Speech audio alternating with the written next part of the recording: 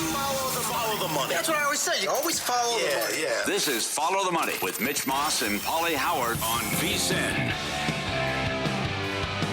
Great to have you on board here on a Wednesday. Thanks for watching on YouTube TV, listening on Sirius XM channel 158, iHeartRadio, TuneIn Radio, or any of our great affiliates across the country. It is Wednesdays with Vito's son. The great Sal Paolantonio joins the program here on the Progressive Guest Line. Sal, pleasure as always. Hope you had a great holiday season. Thanks for the time today. I did, and Happy New Year to you guys, and it's great to have another year on Follow the Money. I got to tell you, it's my favorite part of the week, and everybody all over the country talks to me about it. I was in Denver last week. I'm coming through the tunnel where the Denver Broncos are going back to the locker room, and a guy leans over and he goes, "Sal Pal, follow the money, Sal Pal." Strong. It doesn't matter where you're at. That same thing happens at almost every stadium across the country. Very cool. Are you like us? Like I think this is absolutely refreshing. I could not get enough of the regular season, and I love how it feels so wide open in both the AFC and the NFC this year. Yeah, the Seahawks plus 330 to win the Super Bowl makes Seattle the sixth longest favorite entering the playoffs in the last 50 seasons. Wow. Think about that for a second. 6 different teams have been Super Bowl favorites at different points in this season. The Bills, Chiefs, Eagles, Rams, Ravens, Seahawks. 6 different. That's the most in a single regular season since 2012. Wow, that's a long time ago. And that was the year the Ravens won the Super Bowl, despite never having been favored at any point in the postseason. And the Ravens just fired their head coach that won that Super Bowl. How about that? And 2 of the 6 teams that were on that list I gave you didn't even make the postseason. I think the NFL, guys, has never been more volatile, never been more just unpredictable. And it's must-see TV all the time. When you got 1/4 of the league does not have a head coach, and in these playoffs, no Manning, no Brady, no Mahomes, no Lamar Jackson, no Joe Burrow, and you've got all these young guns trying to knock off Stafford, Rodgers, and Hurts. I mean, it's so wide open, it's crazy. Great breakdown. Absolutely. How about your team? Lane Johnson going to play? I would suspect he's going to play. It's early on in the week. We are waiting for the Wednesday practice report to see what he did, if anything. It'll be very telling what he does in the next couple of days. But he is trending. What I'm told is that Lane Johnson is trending towards playing, and he's got to be impactful, right, guys? It's not enough for him to play. They want to see whether or not everything holds up on him during practice, because it's very, very important that they have a healthy Lane Johnson, not only this week, but going forward in the playoffs. To me, though, I'm going to say something. It might be controversial. I think this Eagles defense is better than the one that won the Super Bowl last year. I think you might be right. Ooh. That is strong. I think they're better. Yep. I do. You got Pro Bowlers at all 3 levels. You got 4 decades plus of experience from Vic Fangio. And you heard today Kyle Shanahan talking about how he tried to hire Vic Fangio 3 times. And Fangio against Shanahan is 3-1, by the way, in his career. 3-1. Yeah. How about that? And Kyle's teams do not score points. I think below 10 in 2 of those 4 matchups. By the way, there's also this. We all know how important Lane Johnson is when he's on the field compared to when he's not for Philadelphia. How about their opposition this week? Trent Williams, who did not play Sunday. When that news came out, or Saturday, you're like, oh boy, I like the Seahawks even more now. But they're 4-13 without that guy when he doesn't play, and he did not participate in practice today along with Ricky Pearsall. Like, if he's not there, Sal Pal, I think you have to love the Eagles in this game. Yeah, and when he's not there, what happens is they focus on the interior of the offensive line of the San Francisco 49ers. You saw Seattle do that in Week 18. They obliterated the guards and the center in the middle of that Niners offensive line. And the Eagles have a very good tandem of defensive tackles. To me, that's the game right there. When the Niners offense is on the field, that is the absolute game. And the Niners were, kept out of the end zone. I mean, that final drive with C-Mac, that muff, They played well down the stretch, I thought, in the fourth quarter because of the way Brock Purdy played. But in the end, I think what they'll try to do is just go straight up the middle. That's the mismatch.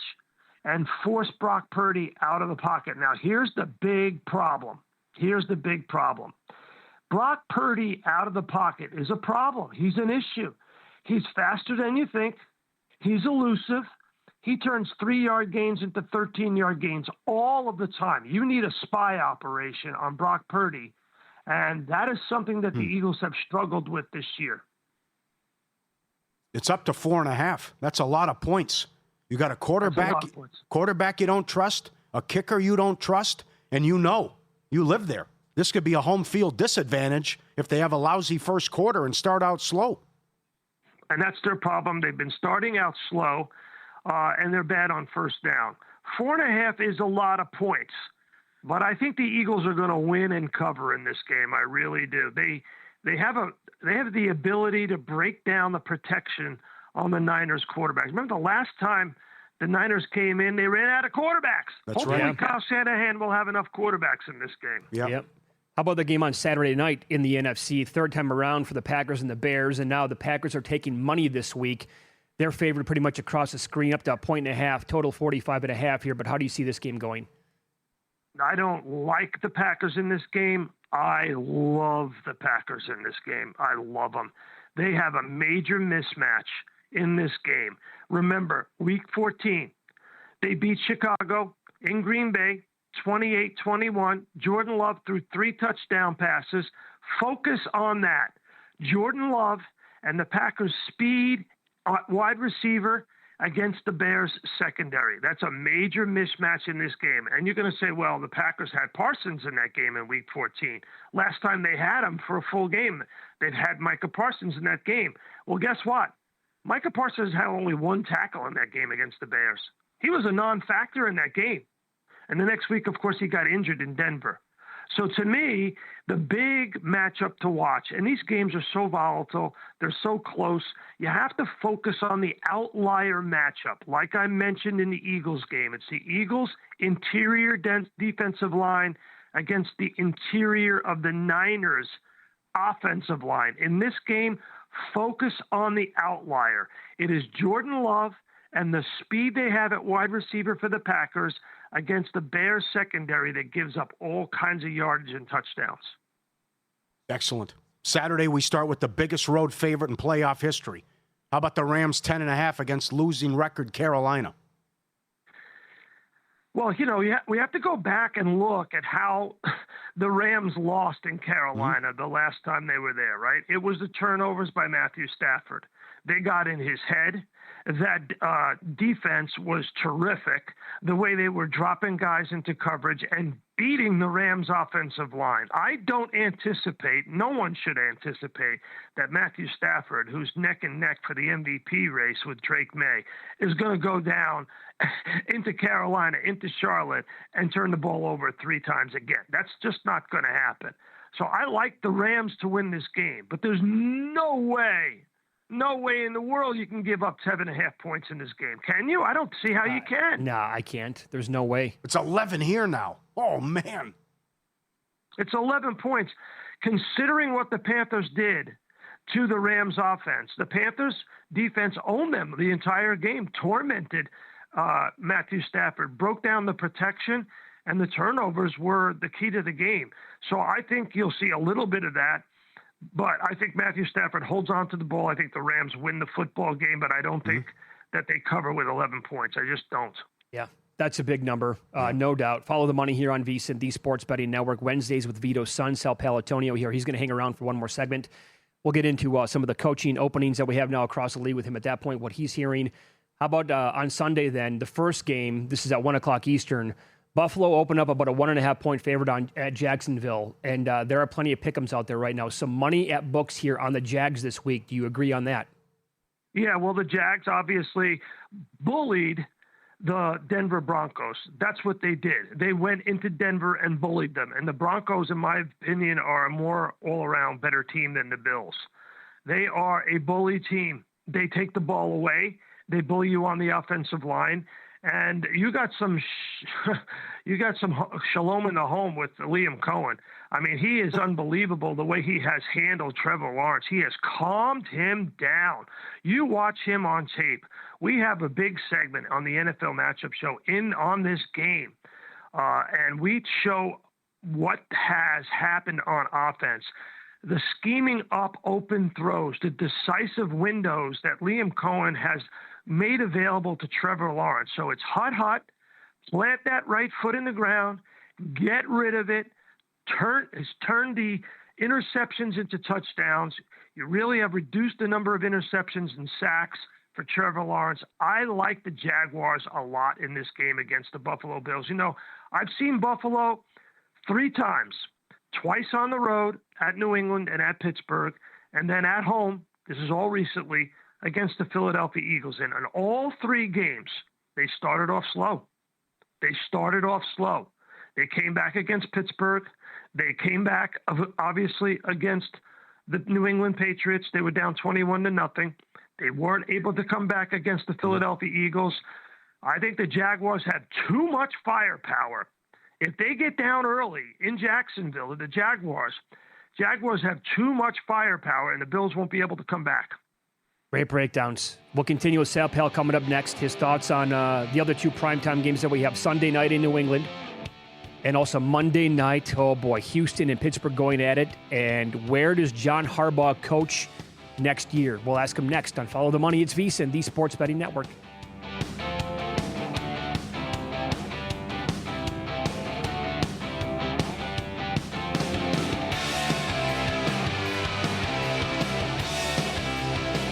So you're listening to this podcast because you want an edge. But what if I told you you're only halfway there? You've got the mindset. Now it's time to get the toolkit to match. Here's the thing. Pro bettors spend thousands on data and tools, but what they don't want you to know is you can get the same edge for a fraction of the cost with VSiN Pro. With VSiN Pro, you get access to expert picks, public betting data, prop projections, powerful tools, analytics, and more. Tap the link in the description and see why thousands of bettors are already using VSiN Pro to cash more bets.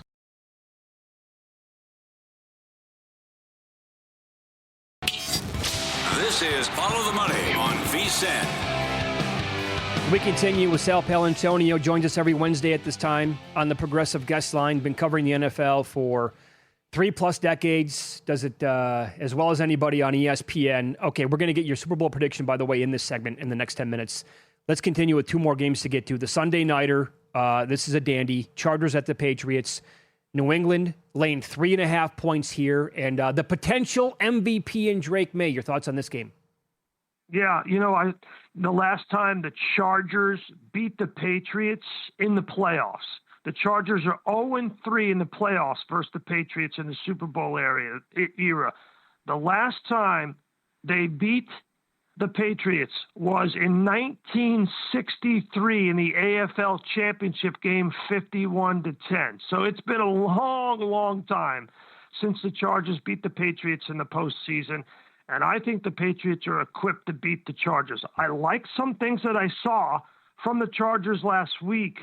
They beat down the Denver Broncos starting offensive line and put Bo Nix under duress the entire game. The Broncos could not score a touchdown. I think what you'll see from Josh McDaniels, the offensive coordinator, is he's going to max protect Drake May, allow him to get out of the pocket and throw on the run where he's very, very good. And I think Drake May at home against New England is going to be very tough to beat. I like the Patriots in the game. I agree with you on that one. Absolutely. And they get off to, unlike Buffalo, they get off to hot starts every week as well. How about Monday night? Yep, Houston's won 9 in a row. They're laying 3 at the old man's place. Steelers. Yeah. Yep, go ahead. Yeah, no question. It is the old man's place. And when I studied the Pittsburgh Steelers under Aaron Rodgers, if the wide receivers are in the right place, he gets the ball out so quickly that they can't get to him. The defense can't get to him. And that's exactly what Houston's calling card is. It's their pass rush. It's their 4-man pass rush where they drop 7. So if Rodgers, who is the smartest quarterback in the postseason, Matthew Stafford notwithstanding, of course, all due respect to Matthew, but Aaron Rodgers is so smart. You watch him on tape, he can figure out exactly what you're doing if you don't blitz him. And if you do, it's even worse. So he can move the team down the field, I think. And with Metcalf coming back and a full week of practice and a late game on Monday, I think Metcalf and Aaron Rodgers will be on the same page. You watch Aaron Rodgers where he likes to operate, guys. He likes to operate outside the numbers in one-on-one situations. So that means the Houston Texans are going to have to help those cornerbacks on the outside the numbers. And I think Rodgers are going to be able to move the ball. I like the Steelers to upset the Texans. To win it outright. Wow. That's a great call, too, because Tirico mentioned it on the broadcast that Rodgers was begging the Ravens to blitz before that game and what they said during the game. Back up 1 second. Eagles defense under Fangio. Number 1 in points per game, defensive efficiency. Number 2 in yards per play. Can you share why they have just a great chemistry and why they love Fangio so much and all the paisanos running around there? It's all about the meatballs.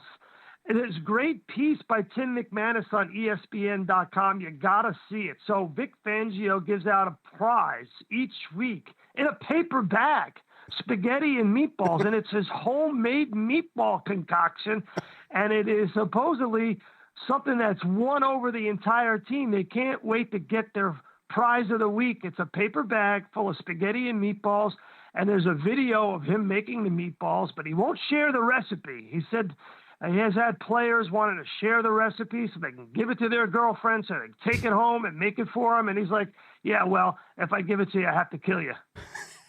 Yes, absolutely. It comes in a brown paper bag.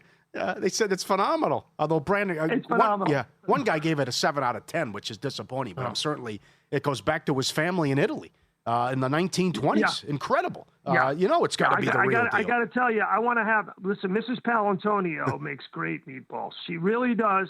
In fact, when I first started covering the Eagles back in 1993, WIP and Angelo Cataldi had a meatball contest.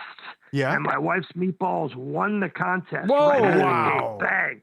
Oh, that's awesome. Is that common, by the way? I've never heard of that before. Spaghetti and meatballs in a brown paper bag?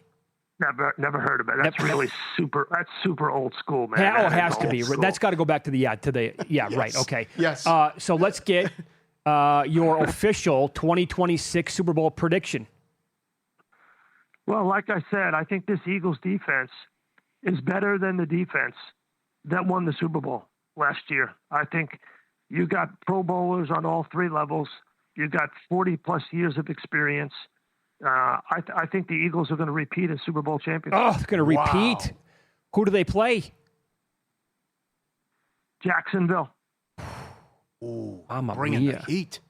You are bringing the heat today. That'd be the 2-3 seeds making Jacksonville. I like Jacksonville a lot.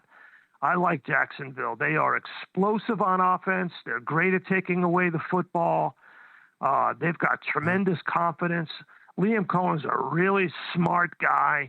Trevor Lawrence has tremendous talent, and they will bully you. They are a physical team, and there is not a team in the AFC that I think they can't beat. Yeah, that'd be an 11-game winning streak if your prediction is accurate. Would you give Malik Willis, or do you think some team will give him like 3 for $50 or $60 million? Well, Malik Willis showed some stuff. He was finally coached up the right way. He had some receivers who had some speed. Everybody knows he has a big arm. He's a dual-threat quarterback. There are very few of them going around. Listen, these owners and general managers give money away to these quarterbacks like crazy. So the answer to your question has to be an absolute yes. I would give it to him for sure. I think Malik Willis is as good as Jackson Dart right now. Maybe better. Who is Jackson? Who is Jackson Dart's coach next year? If it's me, I hire Kevin Stefanski and not John Harbaugh. And I know John Harbaugh was on the back page of the New York Post, and they had Stefanski in today talking to the general manager, Joe Shane, in New York today or tomorrow. I'm not sure exactly what day it is. Maybe it's a 2-day thing. and John Mara, the owner. Stefanski has the perfect temperament, and he also has the X's and O's. In the NFL right now, you need a head coach like a Liam Cohen, like a Ben Johnson, who can handle a young quarterback, coach him up, provide him with the scheme and the attitude to get ahead, to succeed. And that's what you've seen from Ben Johnson.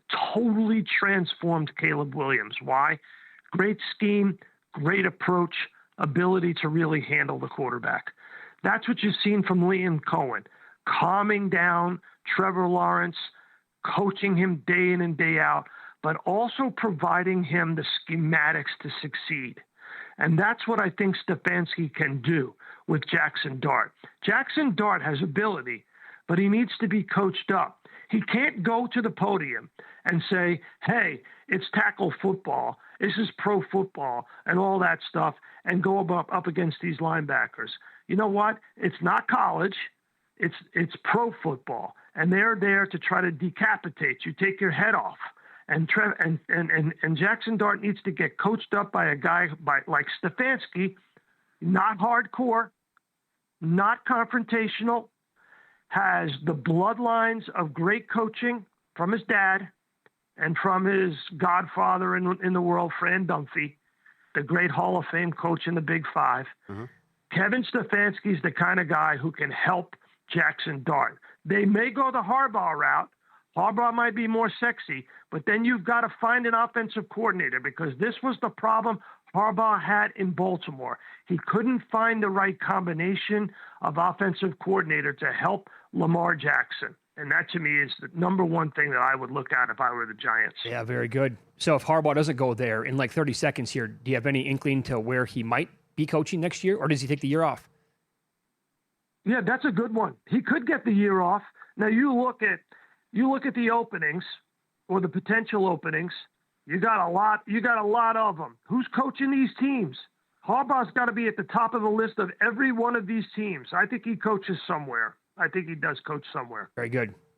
Sal Pell, you're the best. Thank you for the time as always. Enjoy the games this weekend. We'll talk next week. It's the best part of my week. It's an honor to be on your show. Thank you for having me. Follow the money. Love it. Honor to talk to you, as always. There you go. Sal Paolantonio, ESPN on the Progressive Guest Line. Doesn't like Green Bay, loves them. Likes Jacksonville a lot. And has Philadelphia repeating as Super Bowl champs over said Jags. That I have to disagree with. The offense has too many issues. I love the meatball story. Yeah. Also, we got to get back there somehow. Imagine walking around Philly with that guy.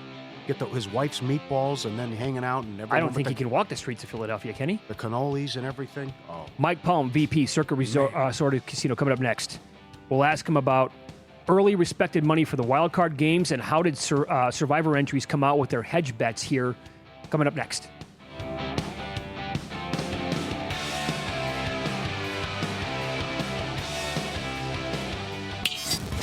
This is Follow the Money on VSiN. As always, on Wednesdays, we go from Sal Paolantonio into the maestro. Mike Palm joins the program now, VP of Circa Las Vegas, along with the Golden Gate and the D here downtown. Mike, good to see you as always. How are you today? Hello, Mitch. Hello, Paul. Hey, Mike. Happy New Year. I saw you on New Year's Eve last, so That's happy right. New Year to you. Yeah. Again, as I said then, your favorite night of the entire year. Hope it went well for you. You know, it wasn't too bad, actually. I got myself into some traffic trouble, but here it was really nice in the ballroom, and the people, despite the rain, jammed Fremont Street for the concerts. The whole time. You can't keep the music fans away. They had their umbrellas, they had their slickers, everything was prepared. So, I mean, if you came to see Chingy, the rain's not going to stop you. Right. Okay. Well said. I can guess by looking at the screen and the opening numbers where money is showing, but why don't you share for the audience here early on for the wildcard games where you're getting maybe some respected money here? Yeah, we've seen a lot of Packer money come in here in this game. Everybody's betting the Rams, both sides of the coin. I don't know when we'll get to the buyback. Are you surprised by that one? Mm-hmm. Up to 11? It's 11 now. I have a Rams future, so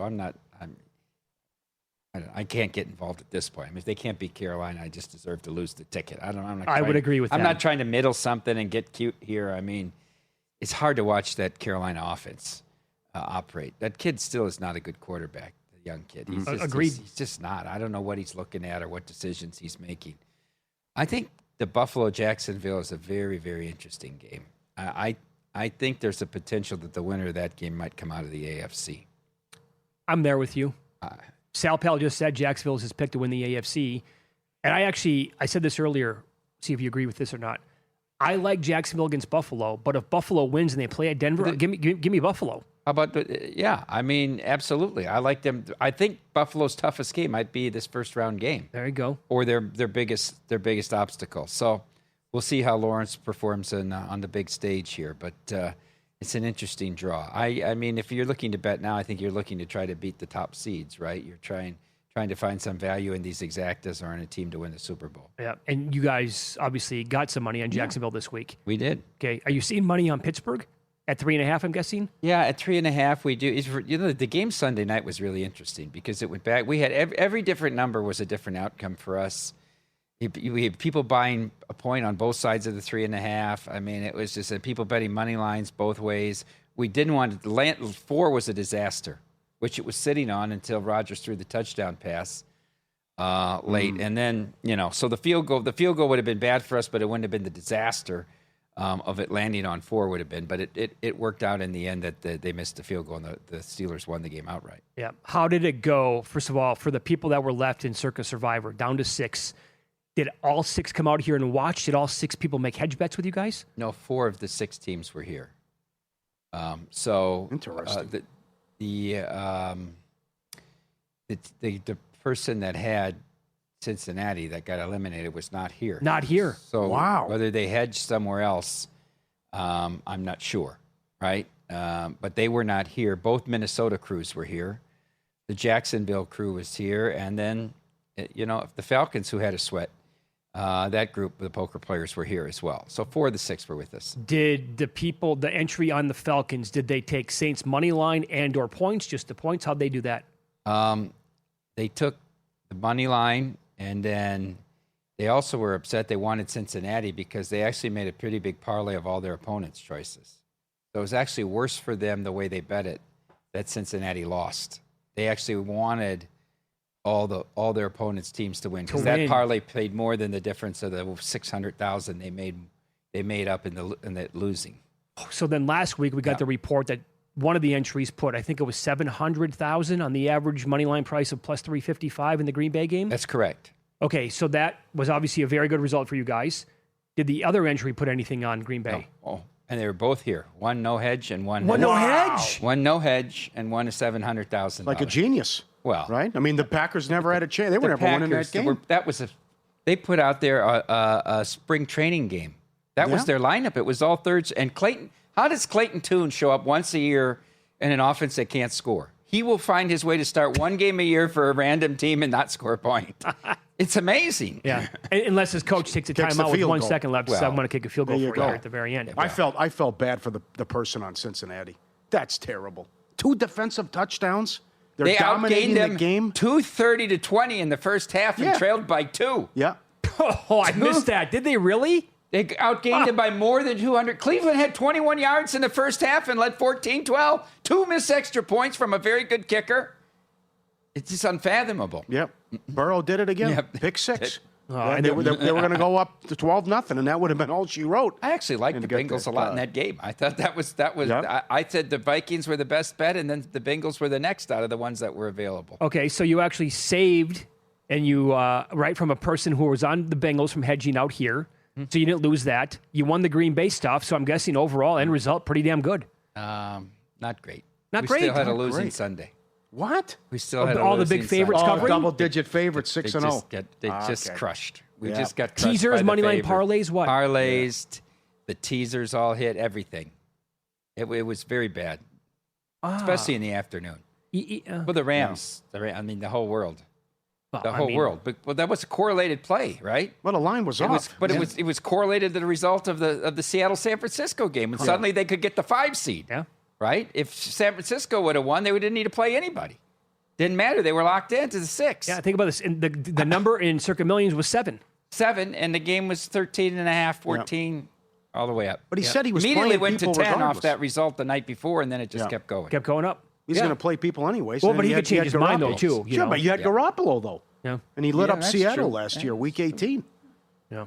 They weren't going to. Arizona wasn't going to stop anyone out there. So you're not going to hedge your ticket on the Rams future. We did Not get an yet. email from Tim. He's got Patriots 80-1. He's asking us what we would do with that right now. To me, it's too early to do anything on Super Bowl futures. I mean, you could take the Chargers at plus 166 to cover the whatever. I saw the email, so let's assume it was 100 at 80-1, right? Sure. To win 8,000, you could take 100 or 200 on the Chargers at plus 166 to cover the cost of your ticket. But you can't bet too much because then next week you're not going to be. The problem is you're not going to be a big favorite anywhere where you can take big plus prices. All the way along the line, you're probably going to be small dog. Right, and so you're just going to have to keep betting at a minus price. So you have to keep it small. My big advice is keep it small this week. Don't go and say, "I want to win 1,000" and go out there and risk 700 on the Chargers. And now you're chasing the 7, and you're going to blow past the 80 when you keep doubling up. Yeah, well said. In recent years, I believe 2 years ago, maybe you guys would have gotten absolutely killed on Ravens futures. Yes. And last year, I think was it Scott Pritchard, pro bettor, who had that exacta, a monster that was Chiefs over Eagles in the Super Bowl? It was. Do you have anything like that at all this year? Like, who kills you right now? Well, Seattle kills us. Remember, the guy came in when they were 75-1 and bet over wins, win the West, win the NFC, win the Super Bowl. Well, he got the first two in, and he's the 1 seed. And then he came back a week later after we adjusted the prices and bet it back again. If Seattle runs through here, it's over a $3 million loser for us. Well, just to that one guy? Just to that one guy. And yeah, so it could be a horrific result if it's the Seattle and Ole Miss. We would turn the lights off here. Well, we took 125,000 at 20-1 on Ole Miss before the season started. Holy smokes! Yeah, so I mean that was that's 2.5. Now we've given some of it back, but it's still over a $2 million loser for Ole Miss. Right. If a team can win without their coach and half the coaching staff's gone, I mean if they can do that. So, do you remember the price on Seattle to win the division here? Because I think they were 5-1 higher than that. Yeah. I believe when he bet him, it was 525 when he made the first bet, and the second bet was 480 or something like that after we moved it. And you guys were offering Seahawks 75-1 to win the whole thing. Yeah, that's what the price was before anybody started betting them. Huh. Did they win the tiebreaker for most wins here, too? That was a huge number. Because remember, Circa doesn't do the dead heat stuff. I don't know. So I'd have to was- find okay. that out. Yeah, All we right. don't do. We always have one winner. Yeah. We have the Booby Prize winner coming up. Oh. This was a good idea, and they think they ran it by Derek and Rossborough. What do you think about if the Booby Prize winner has a better percentage than the actual Which winner he of did. Circa Millions? Which they did this year. He's asking for a bonus. I think that's a good idea. They hit 27%. That's insanity. Should be double it up, right?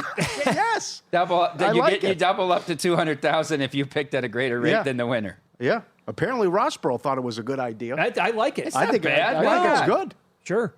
Also, I felt bad for the entry named Kimmy. They were 1 Yeah. in 19 in Yeah. the first 4 weeks of the final quarterly, and they couldn't scoop it. They couldn't win the 5-week contest. Money Moose 3 and 22. So they How about actually that had run? I guess they had a quote good week. Yeah. Oh no. That's brutal. Maybe they hedged a little bit. Maybe. A lot of people hedge these quarters at the end. You know. Oh, for sure. They take out 100 or 200 line and hedge the end of the quarter. I'm not saying on the downside, but on the top side for sure. But you're running that bad for 4 weeks, and all of a sudden you pop up a good week out of nowhere. You're running that good too. I mean, Yeah. right? If you quickly went to that side of the moon. Could have used the stale numbers, too. Apparently, they Very didn't do stale. that. Very Those- stale. yeah. Yeah, and that's what we have Ryan coming up in about 20 minutes. That's what they did. Yeah. 5-0 week to capture that booby prize. More with Mike Palm coming up next, including You Cannot Be Serious here on VSiN.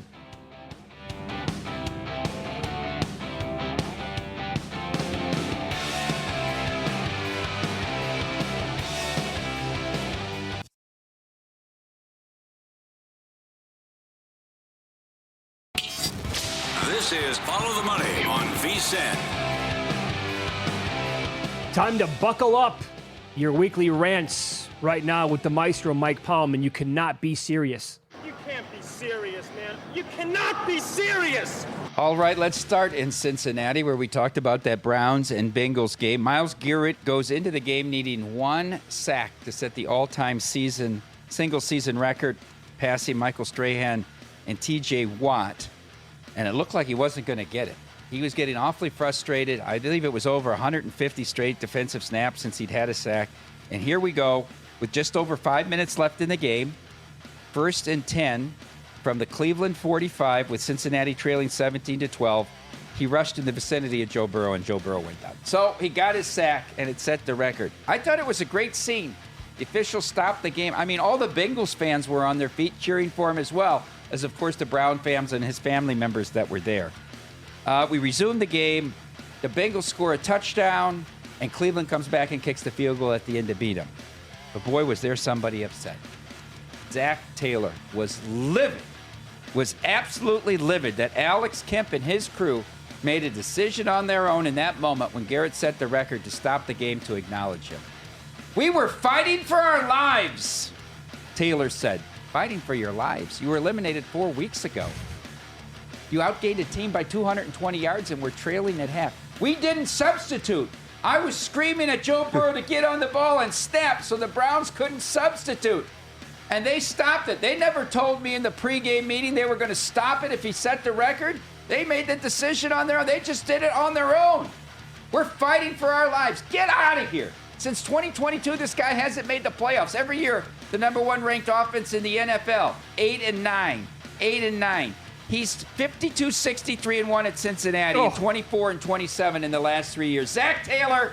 You cannot be serious. From one buffoon to another buffoon, let's go to the Packers and Vikings game. Opening drive, Vikings working their way down the field against the 4th-string Packers. J.J. McCarthy rips off a 6-yard run and has to get in Nixon's face, pump his chest, stand over him. Yeah. Flag comes out. Yeah. Taunting. You know what else he did? He bumped John Hussey, the referee, at that time. I'm screaming here, throw him out of the game. Of course, all the Vikings people are here. Throw him out. Eject him. I didn't know this, but Hussey went over to O'Connell and said, we should eject him. We're going to let him play. But he bumped right into me. Here's a tough guy. Look at this leader. Look at this tough guy, J.J. McCarthy. First pass of the second half, runs off the field and takes himself out of the game. His hand is hurting. His hand was hurting. He put a big towel over his hand. He held the hand behind his back. You know, the team said, now that's a tough guy.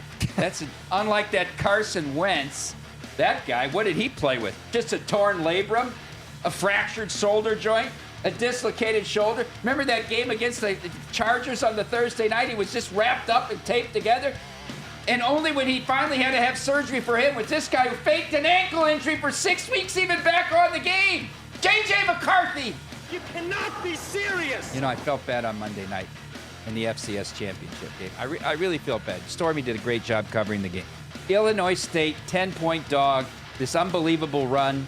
They were 8-4 in the regular season, and they won 4 straight games on the road.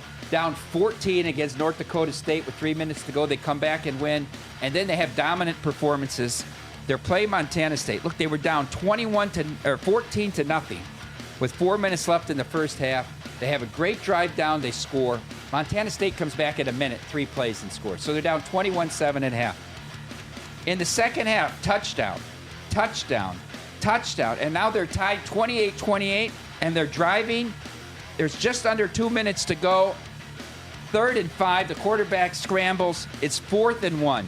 I didn't realize how this kicker, Michael Constantino, do you realize his career long?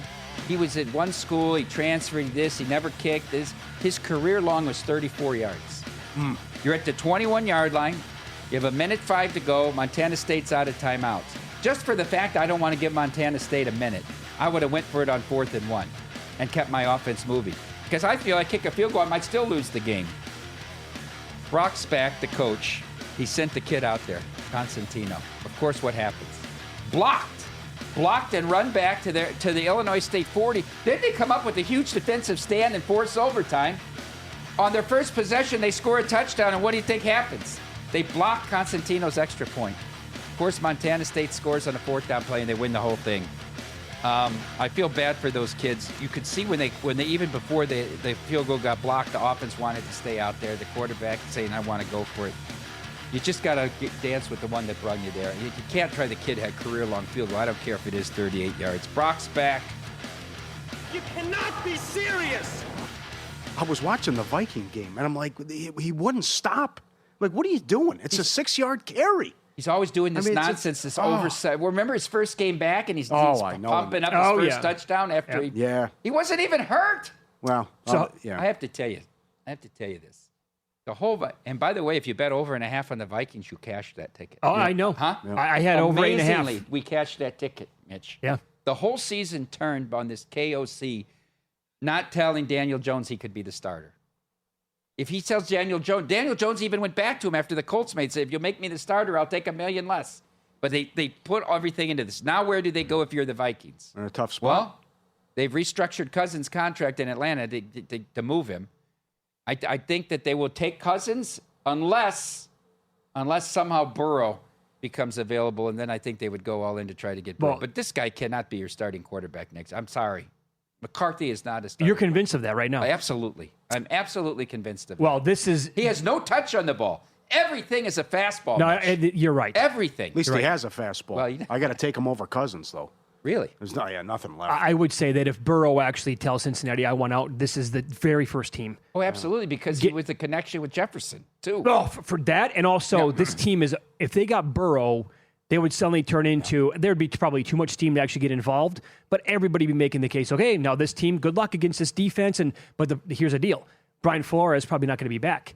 And immediately on Sunday night, when Carroll's going to get the axe here, that 1-2 combo started swirling out here. That Flores takes the head coaching job out here with the Raiders, and then Brian Daboll becomes his OC. Are you a fan of that? I don't know if Flores gets a head coaching job. I still don't know if the black ball is over. I don't know. I know that the Cowboys were talking to him well before they should have because they want him to be their defensive coordinator. And of course, you saw they fired Eberflus. Right. I don't know if he's going to get a head coaching job or not. He has a greatest defensive coordinator job. There's no input from KOC there. He has full authority to draft whoever he wants on defense, and he's full authority running his defense. He's got a great situation in Minnesota. Yeah, but if he wants to be a head coach, I don't think he'll take another defensive coordinator job. I think he only leaves there if somebody offers him a head coaching job. He has awesome personnel to work with there. Right, that unit can come back again next year and be terrific. The unit was awful good the last 6 weeks. No doubt. Are you hot and heavy on anything in the college football semifinals beginning tomorrow night? I grabbed 4 with Oregon on the opener just because I thought the line should have been 3. I thought the Oregon defense has improved since they lost to Indiana. And I think the quarterback is just as good, maybe better. I'm not trying to criticize Mendoza. I think the kid from Oregon may be a better pro. But here's the thing you do. You take the 4, and then you pray Dan Lanning doesn't go 4th down 15 times. Yeah, right. Because that's always the biggest risk is his game management. Mm-hmm. There's nothing you can criticize about Indiana. Nothing. No, zero. This is zero. No. You must have been livid. Did we talk to you after the Texas Tech game? No, that was on New Year's Day. No, we didn't talk to him. Right? No, you haven't been on the show since then. No. Morton was horrendous. Oh, but Dan Lanning, the game should have been over with in the second quarter. You knew points were going to be at a premium. Both sides with great defenses. And he refused to take points. 9 times he went on board against a great defense. Yeah. How good was that Texas Tech defense? They never got off the field and still held them. They were still in the game. They could have taken the opening drive of the second half and had the lead. Yeah. How good is it? All those 4 on the D line are going to be in the pros for Texas Tech. They are really good. You know what else was another annoying thing? Why did they have to have the band noise so loud the whole game during the broadcast? They can control that. The networks can control how loud that band noise is in the band. It was so loud, the whole Orange Bowl. Interesting. Okay.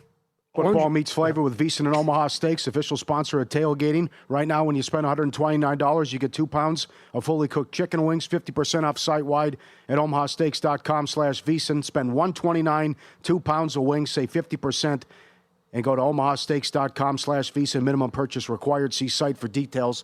The selection, the menu, incredible. Everything they have up there. The website's fantastic. Shipped right to your door. omahasteaks.com/VEASAN. You on the Packers, Mitch?